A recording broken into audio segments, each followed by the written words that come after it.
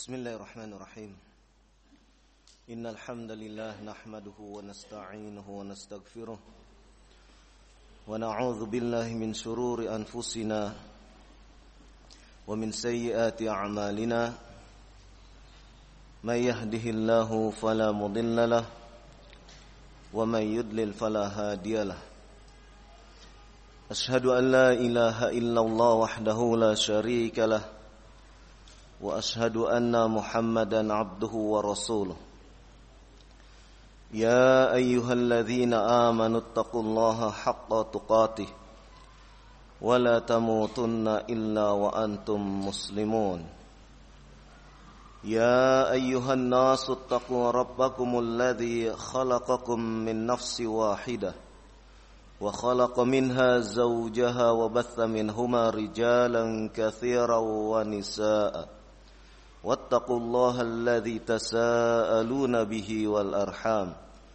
Innallaha kana 'alaikum raqiba. Ya ayyuhalladzina amanu taqullaha wa qulu qawlan sadida yuslih lakum a'malakum wa yaghfir lakum dhunubakum.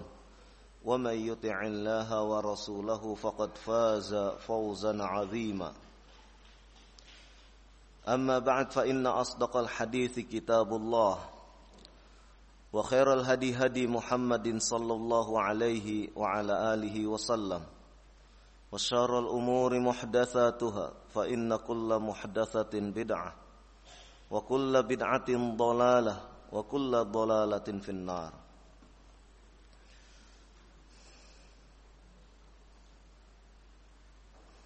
Qala rahimahullah wa an Abi Nujaid bidhammin nun wa fathil jim Imran ibn al-Husain al-Khuza'i radhiyallahu anhuma.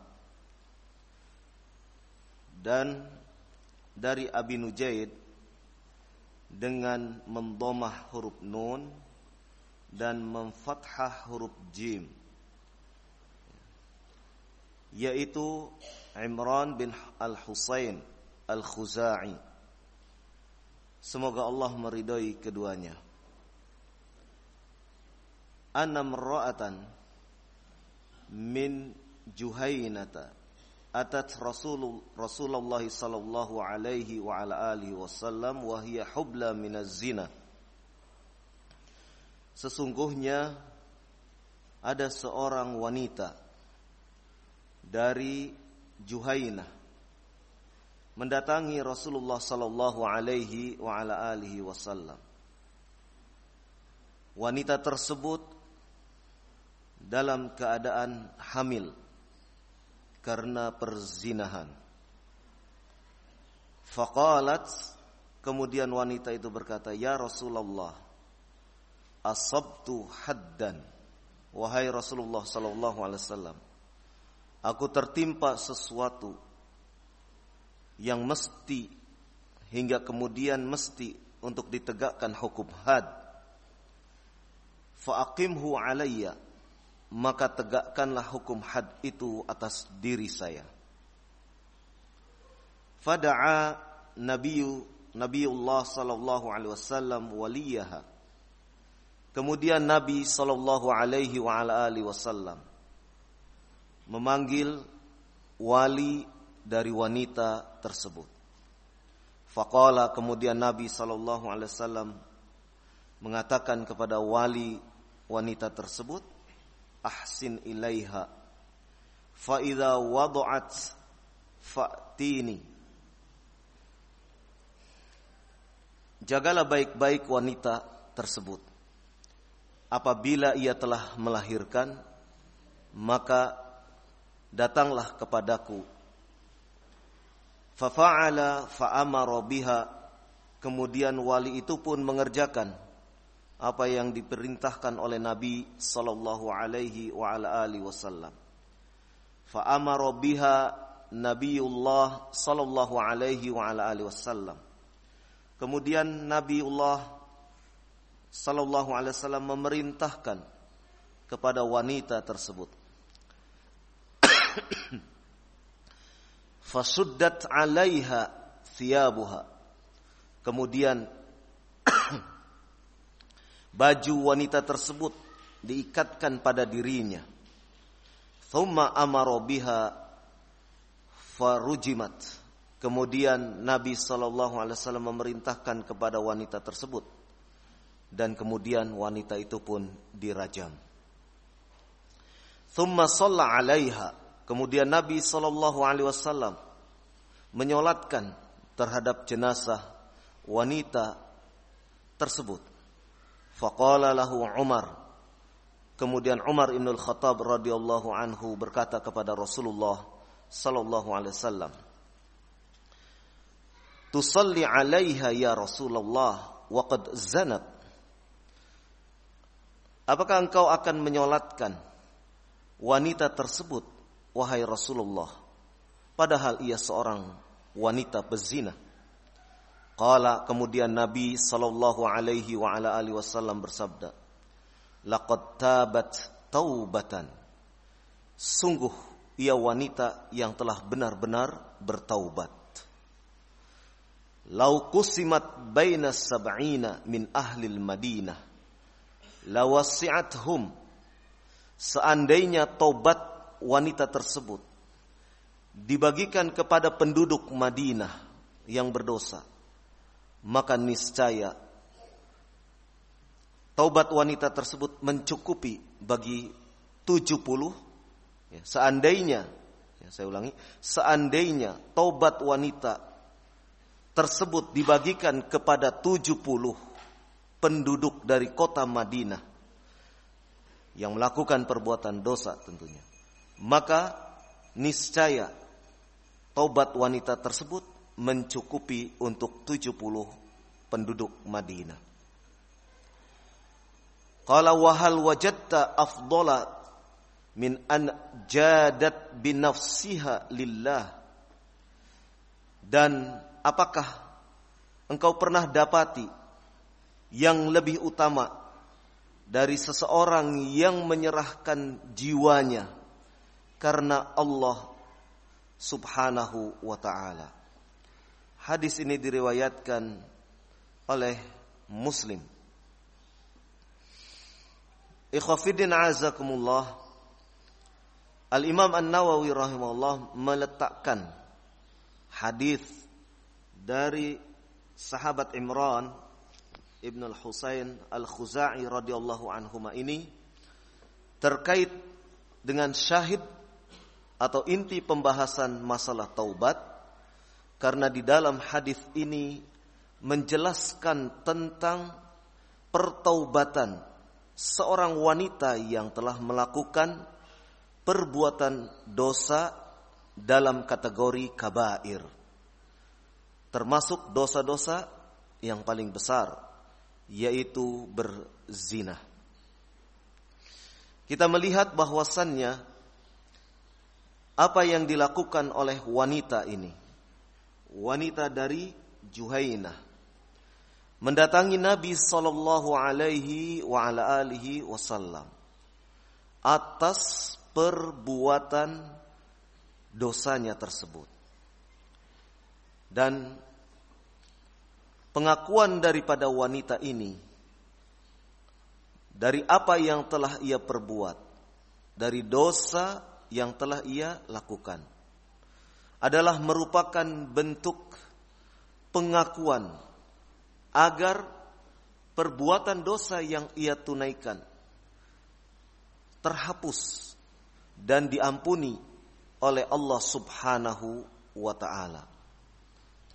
Di antara wujud taubat, yang taubat ini merupakan taubat yang sebenar-benarnya dari seorang wanita Juhainah ini, menunjukkan bahwasannya ia benar-benar bertaubat dan ia benar-benar ingin dalam keadaan terampuni dosa tersebut, terhapus kesalahan yang telah ia perbuat, sehingga tidak menjadi tanggungannya di akhirat kelak. Ia memutuskan untuk menghadap, datang kepada Nabi sallallahu alaihi wa ala alihi wasallam, dan dengan kejujurannya ia mengakui atas perbuatannya tersebut. Kemudian Nabi sallallahu alaihi wasallam memanggil wali dari wanita tersebut. Ini menunjukkan bahwasannya Rasulullah sallallahu alaihi wasallam tidaklah menegakkan hukum had, dalam hal ini rajam, serta merta ketika orang itu mengaku. Karena apa? Karena wanita ini ternyata sedang hamil. Sehingga Nabi sallallahu alaihi wasallam memanggil kepada wali dari wanita tersebut untuk berbuat baik kepadanya, untuk menjaganya, dan Nabi sallallahu alaihi wasallam menunggu hukuman had itu ditegakkan ketika bayi yang dikandung oleh wanita ini lahir. Artinya bahwasannya di sini menunjukkan betapa Islam ini memiliki sikap yang sedemikian adil. Karena bayi yang dikandung tentu tidak melakukan perbuatan dosa, tidak melakukan perbuatan salah, sehingga yang dihukum, ditegakkan had padanya adalah wanita tersebut. Maka diperintahkan kepada walinya tersebut untuk kemudian datang kembali kepada Rasulullah sallallahu alaihi wasallam hingga kemudian bayi itu lahir. Dan di dalam riwayat-riwayat yang lain bahkan ada yang menyebutkan sampai kemudian anak itu pun disusui. Ya, sampai anak itu disusui dan kemudian mendapatkan pengasuhan. Maka ikhwah fiddin azakumullah, kita melihat betapa Islam itu sedemikian rahmah, Islam itu sedemikian adil. Dan kemudian Nabi sallallahu alaihi wasallam menegakkan hukum had, menegakkan hukum terhadap wanita tersebut yang telah dengan penuh kesadaran datang kepada Rasulullah sallallahu alaihi wasallam untuk kemudian menerima hukuman bagi seseorang yang telah melakukan perzinahan. Dan kita lihat Nabi sallallahu alaihi wasallam dalam kisah ini menetapkan hukum rajam. Artinya bahwasannya wanita ini statusnya adalah muhsanah, yaitu orang yang telah menikah. Karena hukumnya berbeda bagi pezina yang muhsan dan ghairu muhsan. Yang muhsan, ia sudah dalam keadaan status menikah, pernah menikah, maka ia mendapatkan hukuman dengan rajam. Sedangkan orang yang belum pernah menikah, ia dicilid kemudian dibuang ke satu tempat. Ini perbedaan di dalam penentuan hukum terhadap orang yang melakukan perzinahan antara orang yang berstatus pernah menikah dengan orang yang masih lajang. Kemudian kita lihat bagaimana hukum rajam itu ditegakkan oleh Rasulullah sallallahu alaihi wasallam. Fasuddat 'alaiha thiyabuha. Ya, pakaian wanita itu kemudian diikatkan, dikokohkan ke tubuhnya. Hukum rajam adalah wanita tersebut ditanam di dalam tanah. Yang muncul di permukaan tanah hanyalah kepalanya saja. Ya, jadi seluruh tubuhnya dipendam di dalam tanah. Kemudian yang muncul di atas permukaan tanah adalah kepala, bagian kepala. Kemudian Nabi sallallahu alaihi wasallam memerintahkan kepada wanita tersebut, dan kemudian wanita tersebut pun dirajam. Dirajam artinya dilempari batu oleh segenap manusia, oleh orang-orang yang hadir. Ya, batu tersebut tidak boleh sampai batu yang besar sehingga mengenai kepala kemudian langsung mati, dan tidak pula batu tersebut yang terlalu kecil sehingga tidak merasakan sakit apapun. Tetapi batu yang sekiranya dilemparkan ke bagian kepala, ya, orang yang terkena hukum rajam tersebut, sehingga kemudian orang tersebut merasakan sakit. Dan ini adalah hukuman bagi orang yang telah menyalahgunakan kenikmatan yang tidak halal. Ya, perzinahan, orang tersebut melakukan satu perbuatan bernikmat-nikmat, tetapi itu disalahgunakan. Artinya itu perbuatan yang haram. Maka kemudian ia mendapatkan hukuman rajam tersebut dan dilempari sampai ia meninggal dunia. Ini adalah prosesi daripada rajam. Kemudian thumma shalla 'alaiha, Nabi sallallahu alaihi wa ala alihi wasallam menyolatkan jenazah dari wanita tersebut. Ya. Apa yang dilakukan oleh Nabi sallallahu alaihi wa ala alihi wasallam, yaitu menyolatkan wanita tersebut, sempat menjadikan Umar ibn al-Khattab radhiyallahu anhu bertanya kepada Nabi sallallahu alaihi wa ala alihi wasallam. Dengan sebab apa bertanya? Karena status wanita itu adalah orang yang telah melakukan zina. Ya. Sehingga Umar menyatakan, tusalli alaiha ya Rasulullah wa qad zanat. Engkau akan menyolatkan wanita tersebut wahai Rasulullah, padahal ia adalah seorang wanita pezina. Ya. Maka jawab Nabi sallallahu alaihi wa ala alihi wasallam, ya, laqad tabat taubatan. Sungguh wanita itu telah bertaubat dengan sebenar-benarnya bertaubat. Apa bukti wanita itu telah melakukan taubat dengan yang sebenar-benarnya bertaubat? Ya.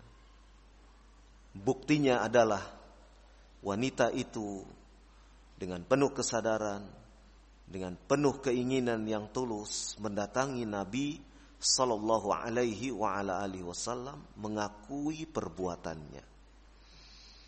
Dan ia ingin dibersihkan, disucikan dari perbuatan dosa besar yang ia lakukan.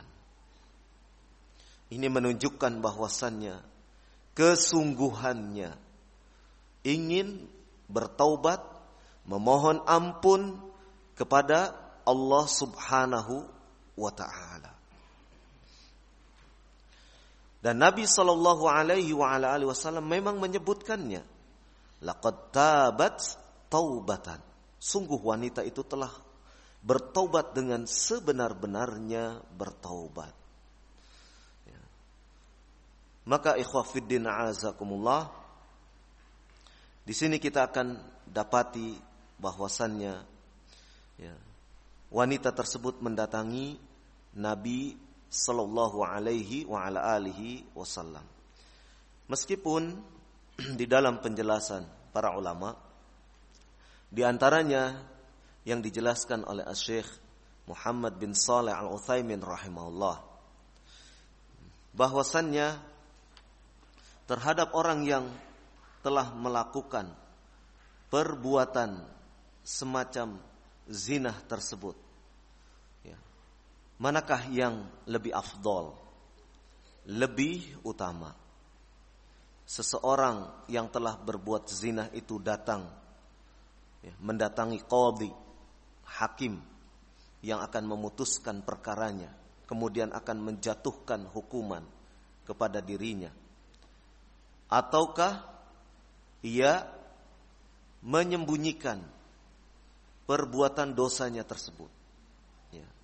Artinya ketika ia melakukan perbuatan zina itu, ia melakukannya dalam keadaan tertutup, tersembunyi, tidak ada yang mengetahui kecuali dirinya, kecuali dua orang yang berbuat zina tersebut. Dan tentunya Allah Subhanahu wa ta'ala. Mana yang lebih afdal? Apakah ia datang ke qadhi, kemudian ia menerima hukuman, atau perbuatan zina yang ia lakukan secara sembunyi tersebut ia tutupi? Maka penjelasan dari Syekh Ibnu Utsaimin rahimahullah, bahwasannya apabila seseorang telah bertaubat dengan benar-benar bertaubat atas perbuatan zinahnya tersebut, taubatan nasuha, dan ia tidak kemudian mengulangi lagi, ia yakin mampu untuk tidak mengulangi lagi perbuatan zinahnya tersebut, maka yang afdal adalah ia tidak pergi ke qadhi untuk mengabarkan perbuatan maksiatnya tersebut, tetapi ia menyembunyikan perbuatan maksiatnya tersebut. Ia sembunyikan, ia pendam, ia tidak kabarkan kepada orang lain. Ia tidak ceritakan kepada orang lain. Antara dirinya dan Allah Subhanahu wa ta'ala, ia bertobat, ia beristighfar, hanya kepada Allah Subhanahu wa ta'ala ia sampaikan yang demikian itu. Dan ia kemudian menyesal, ia kemudian tidak mengulangi lagi, dan ia kemudian memperbaiki diri dengan amalan-amalan saleh. Maka yang demikian ini menurut beliau rahimahullah adalah yang afdal, sehingga ia bisa memperbaiki kembali apa yang bisa ia lakukan dengan amal-amal solehnya. Adapun apabila seseorang merasa takut untuk kemudian terjatuh lagi, mengulangi lagi, maka yang demikian ini tidak mengapa ia mendatangi qadhi, mendatangi hakim untuk kemudian ditegakkan had, hukum kepada dirinya. Ikhwafiddin azakumullah. Dan demikianlah apa yang dicontohkan di dalam peristiwa seorang wanita dari Juhainah ini terkait dengan pertaubatan ia, terkait dengan pertaubatan ia di hadapan Nabi sallallahu alaihi wa ala alihi wasallam. Ketika sahabat yang mulia Umar ibn al-Khattab radhiyallahu anhu mempertanyakan tentang tindakan Nabi sallallahu alaihi wa ala alihi wasallam yang akan menyolatkan jenazah wanita tersebut, maka kemudian Nabi sallallahu alaihi wa ala alihi wasallam menyatakan, laqad tabat taubatan lau kusimat baina sab'ina min ahlil Madinah lawasi'athum. Sungguh wanita itu telah menunaikan taubat yang sebenar-benarnya pertaubatan. Seandainya taubatnya itu dibagikan kepada 70 penduduk kota Madinah yang melakukan perbuatan dosa, lawasi'athum, maka cukuplah taubat wanita ini untuk dibagikan kepada 70 penduduk kota Madinah tersebut. Di sini menunjukkan keutamaan seseorang yang melakukan pertaubatan dengan sebenar-benarnya.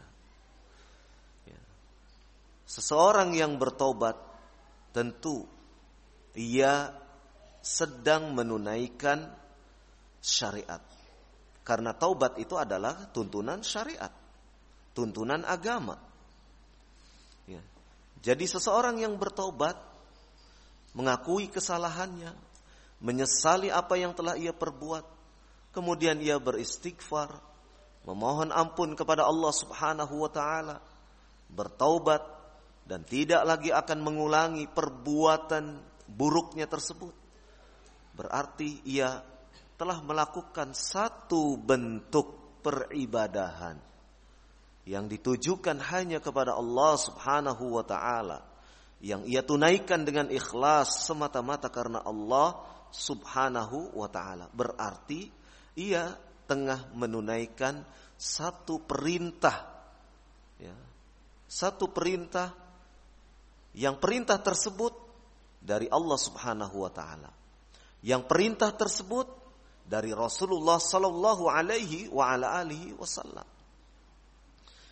Dan yang namanya bertaubat tidak semata-mata seseorang telah melakukan kesalahan misalnya.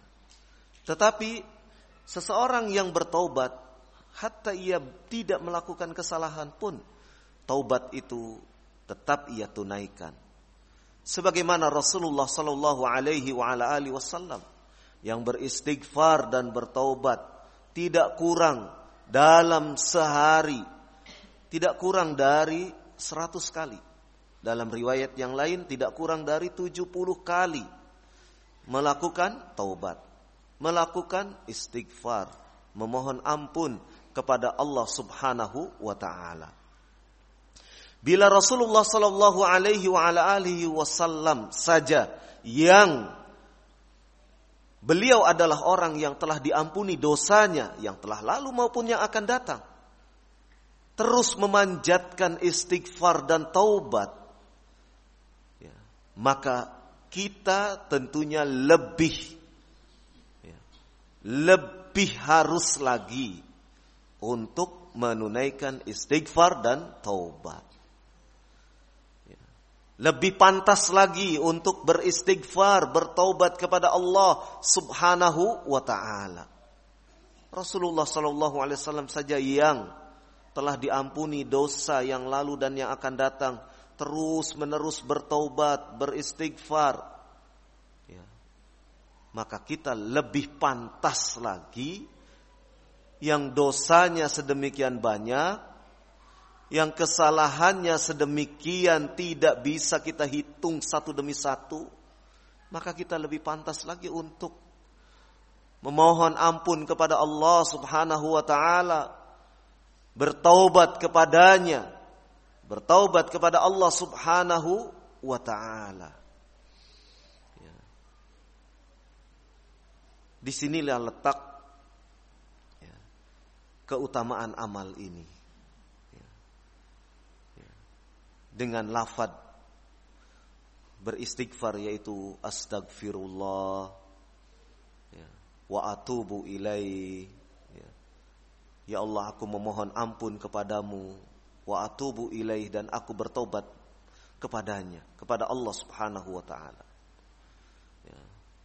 Atau dengan lafaz-lafaz lain yang menunjukkan kepada permohonan ampun kepada Allah Subhanahu wa taala dan pernyataan taubat kepada Allah Subhanahu wa taala. Qala wa hal wajadta afdhala min an jadat bi nafsiha lillah. Kemudian kata Rasulullah sallallahu alaihi wasallam, dan apakah pernah engkau dapati sesuatu yang lebih utama dari seseorang yang telah mengorbankan dirinya, mengorbankan jiwanya karena Allah Subhanahu wa taala? Adakah yang lebih utama? Dan wanita ini ia korbankan jiwanya dalam rangka karena Allah Subhanahu wa ta'ala, dalam rangka untuk membersihkan dirinya dari dosa yang ia kerjakan. Adakah yang lebih utama ketika seseorang menyerahkan jiwanya karena Allah Subhanahu wa ta'ala? Maka kisah ini merupakan satu bentuk pelajaran yang sangat berharga bagi kita semua. Bagaimana seorang wanita dengan penuh kesadaran ingin membersihkan dirinya dari perbuatan-perbuatan yang tidak sepatutnya. Dan demikianlah bahwasannya kita melihat pelaksana daripada hukum had ini bukan orang per orang. Perlu ditekankan. Jangan nanti ini rajam. Masing-masing orang se-RT mendirikan. Tidak. Tetapi diputuskan melalui peradilan yang peradilan tersebut memang di bawah naungan perundang-undangan syariat Islamiyah. Jadi bukan orang per orang, tetapi yang menunaikan tugas atas putusan dari pemerintah Islam. Sehingga tidak kemudian orang main hakim sendiri-sendiri, seperti misalnya melakukan kisos, melakukan hukum potong tangan dan yang lainnya. Semuanya adalah dibimbing di dalam syariat ini. Semua itu diputuskan melalui proses peradilan, yang peradilan tersebut yang memutuskan perkaranya adalah qadhi, hakim yang ditunjuk, ditugaskan oleh pemerintah Islam. Maka ikhwah fiddin azakumullah, inilah kemuliaan hukum Islam. Dan orang boleh menyaksikan, sehingga dengan menyaksikan tersebut diharapkan menjadi sesuatu yang menimbulkan efek jera. Seperti misalkan hukum kisos di Saudi Arabia.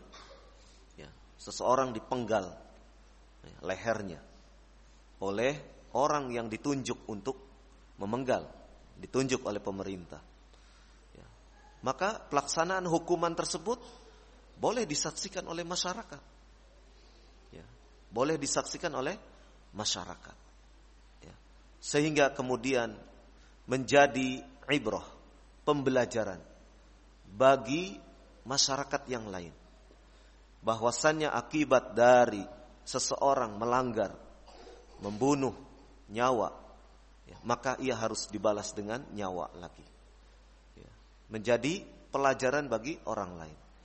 Sehingga tumbuh pada benak setiap masyarakat untuk tidak semudah itu menumpahkan darah, untuk tidak semudah itu menghilangkan nyawa yang tidak berhak, kecuali yang memang sudah ditentukan oleh syariat. Untuk meniadakan nyawa yang telah Allah Subhanahu wa ta'ala haramkan kecuali dengan cara yang hak. Maka dipersilahkan masyarakat untuk melihat. Dan manfaat yang sedemikian besar dari ditegakkannya hukum Islam di tengah masyarakat. Sehingga kita lihat, kalau kita perhatikan orang Saudi bertengkar, matanya melotot, masing-masing melotot, mulutnya berbicara keras, tapi tangannya, walaupun mengepal, tidak berani. Siapa yang duluan itu yang nanti kena kisos. Jadi masing-masing mampu, masing-masing menahan diri. Tidak berani untuk memulai untuk memukul. Karena yang memulai memukul dia akan terkena hukum qisas. Nah, ini salah satu efek jerak dari ditegakkannya hukum Islam, sehingga masyarakat terjamin, keadaan jiwanya terjamin di bawah undang-undang, di bawah syariat yang berdasarkan Al-Quran was Sunnah dengan pemahaman salaf. Mudah-mudahan sedikit tentang penjelasan hadis yang termasuk di dalam bab taubat dari kitab Riyadhus Shalihin ini bisa memberikan manfaat kepada kita, dan mudah-mudahan ilmu yang kita dapatkan diberkahi oleh Allah Subhanahu wa taala, sehingga memberikan kebaikan demi kebaikan kepada kita semua. Wallahu a'lam bishawab. Mudah-mudahan bermanfaat. Apabila ada tutur kata yang kurang berkenan, saya mohon maaf. Apabila ada sesuatu yang salah, mohon untuk diluruskan. Subhanakallahumma wa bihamdik, asyhadu an la ilaha illa anta, astaghfiruka wa atubu ilaik. Wa sallallahu ala nabiyyina Muhammad walhamdulillahi rabbil alamin. Assalamualaikum warahmatullahi wabarakatuh.